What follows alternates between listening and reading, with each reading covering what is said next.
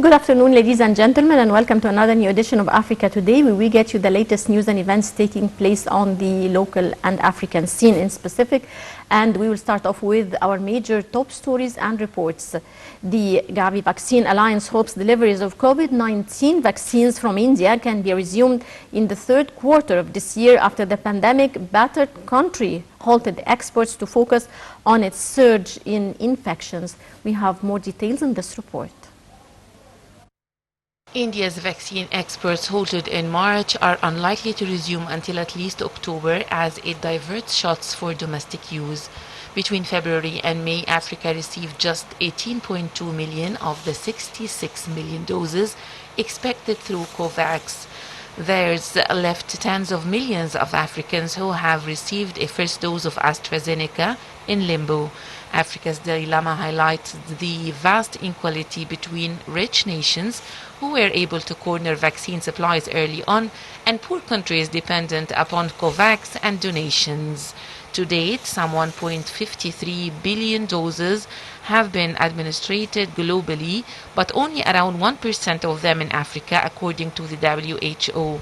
Most of Africa's 1.3 billion people have had no access to vaccines at all. The United States, meanwhile, has lifted its mask mandate, and this week France and Austria resumed serving customers at cafes, restaurants and beer gardens. The Indian expert frees new risks, further deepening the chasm between rich and poor by undermining the merge process African nations have made in recent months. According to the WHO, 8 African countries have used 100% of the doses they received via COVAX, effectively halting their inoculation drives since those shots made up the bulk of their supplies.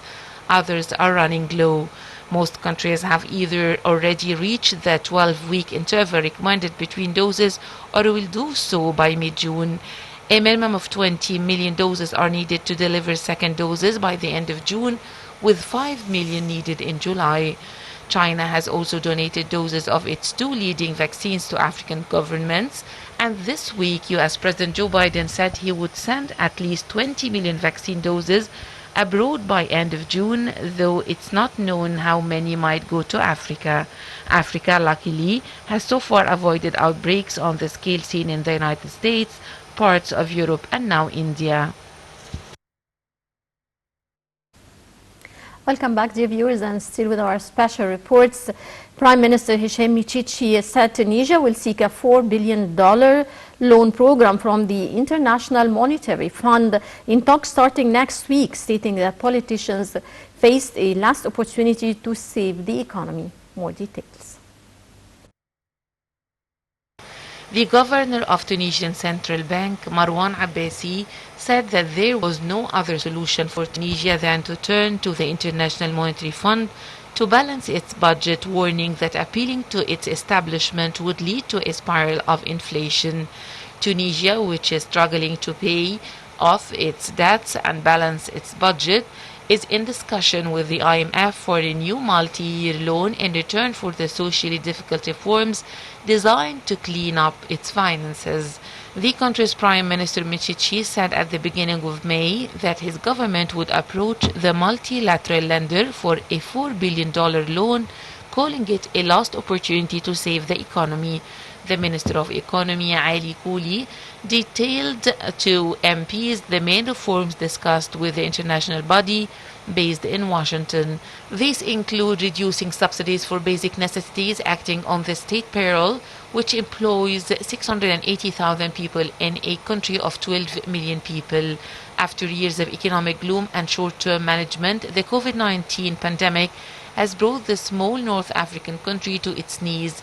Its foreign debt has reached the symbolic 100 billion dinar mark, about 30 billion euros. After years of economic gloom and short-term management, the COVID-19 pandemic has brought the small North African country to its knees.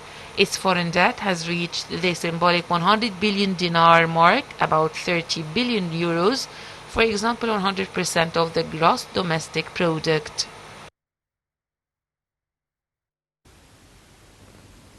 Welcome back, dear viewers. And moving on to Nigeria. Nigerian President Muhammadu Buhari confirmed his nation's commitments to the Paris Agreement at the US-led climate summit.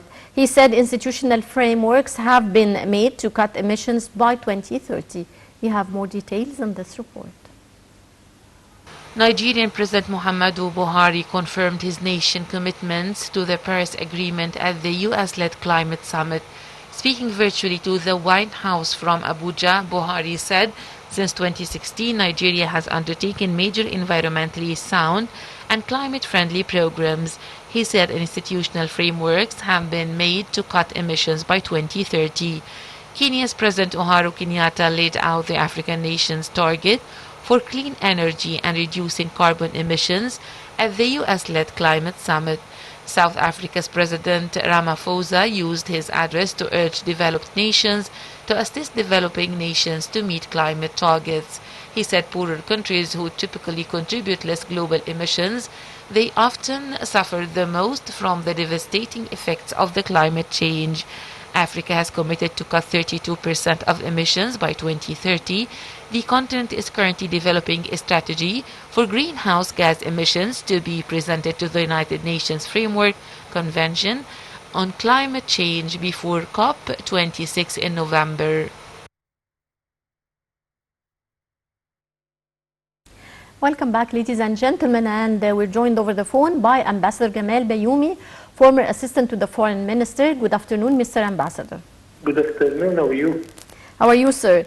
Ambassador Bayoumi, talking about the coronavirus vaccine and being manufactured here in Egypt, Health Minister Hala Zaid said that Egypt seeks to turn into a center that manufactures coronavirus vaccines for other countries in the African continent, as the country's vaccine maker company started working on manufacturing the first batch of the Chinese-made Sinovac vaccine. How do you see the significance of this for the availability of the vaccine for African countries? Very important step, thanks to our authorities, because Egypt has all the experience and traditional industry of medicine. And I used in Africa to export Egyptian medicine to the whole African continent. Now the whole world is facing a shortage in the vaccine. Nobody can cover the whole world. That's why we need every effort in order to produce more and more pieces of this vaccine. So thanks to Egypt that it can produce the vaccine for itself, and of course to export whatever we can to our brothers in Africa. And certainly the Africans would appreciate this step, because there is a shortage and a lack of supply of the medicine, and Egypt is going to fill a good gap of this problem. Right. Well, the shipment is part of a wider agreement that was signed in April to manufacture over 14 million Chinese doses annually via Vaxera's firms in Egypt. Now, how do you view the Egyptian-Chinese cooperation in this field? The Chinese sort of cooperation, it looks like our cooperation also. It doesn't follow just to make revenues. It is a real partnership among developing countries, and that's why we have all the confidence in this sort of cooperation and partnership. So that's why it is a sort of a successful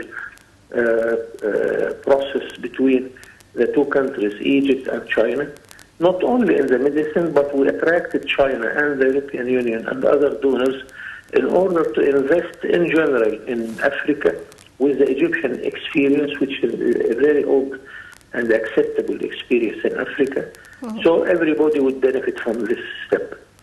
Right. Well, nearly 2 million have been vaccinated against the deadly virus in Egypt, out of a total of 3 million who have already registered to receive the vaccine via the website by the Egyptian Ministry of Health. What's your comment on this figure, sir? Of course, it is good, but it's not enough. And we expect the number to exceed this, or to be tripled or doubled. It depends how the supply of the vaccine is going on. And as long as we can import more shots of vaccine and produce also for ourselves, this figure will be much bigger than that. How can we encourage people to be vaccinated, the higher numbers of people here in Egypt to get the vaccine? It is a sort of information and education. We need some people like yourself, like our experts, to tell us whether it is good or bad, whether we have to suffer or not, but how it is necessary. So we have to convince everybody. I remember even when I was a child and we had epidemic of cholera, that some societies were trying to convince our people in the countryside to agree to be vaccinated, because people are not thinking that vaccine is something sweet. Of course, it is something which hurts. So we have to convince people by all our means. What are the common side effects and adverse symptoms cited after taking the COVID-19 vaccines, the common ones? I'm not an expert, but what I heard through the mass media, that some people are a little bit tired after taking the vaccine. Some people are telling you that nothing happened at all and they are well accepted the vaccine. It depends from one person to another, and we have to accept, of course, some tireful here or there. Yes, but, it takes a day or two only.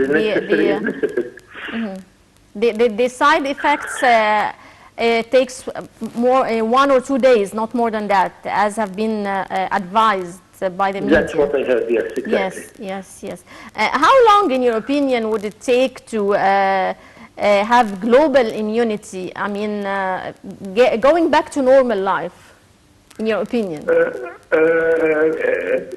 Experts are telling us that we shall be in a better situation by the end of the year, and we shall spend the coming year, 2022, in order to get rid totally of the disease. So let us hope to gather the whole world efforts in order to reach a normal life, because of course our economic life, rather than our healthy life, is very affected by these developments. Right. Well, I would like to thank you very much, Ambassador Gamal Bayoumi, former assistant to the Foreign Minister. Many thanks for your insight. Thank you. Bye. And dear viewers, that brings us to the end of this edition of Africa Today. Many thanks for watching, and stay tuned for more coming up here on Nile TV International.